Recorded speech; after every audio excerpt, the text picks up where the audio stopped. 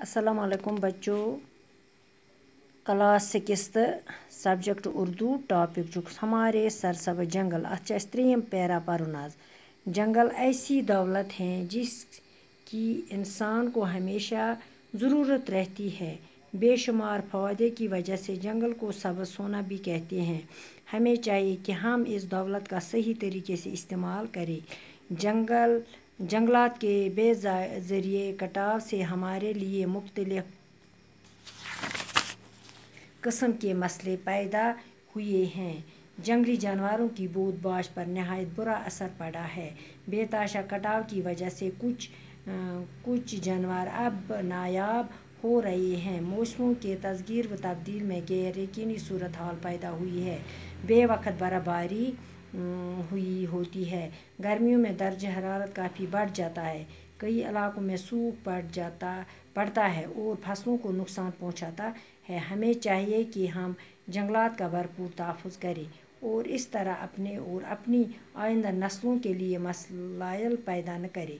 हज़रत मोहम्मद मुस्तफ़ा सल्लल्लाहु अलैहि वसल्लम का कौल है, अगर कोई शख्स पेड़ लगाए और इसका फल या चारा वगैरह कोई जानवर खाए, हैवान खाए, तो ये इस शख्स की तरह से सदका जारिया तस्वुर किया जाएगा। दपान जंगल हसा सह दौलत यथ इंसानस हमेशा अमिच ज़रूरत। अस पज़ अत बेशुमार फ़ायदे अम जंगल मज। अत वनान तवे जंगल को सब्ज़ सोना भी कहते हैं। दपा हमें चाहिए कि इस दौलत का अस पज़ अत पन्निस दौलतस करें सही तरीके इस्तेमाल। अस नसा पज़ न अत कटाव लगावन कह। अस नसा पज़ न षटन कुल कुज कह। तम सह गसन जंगली जानवर त बहुत नहायत इन पे पे वारिया बुर असर। अगर बेतहाशा कटाव लगावो अत जंगलस, जानवर त गसन नायाब।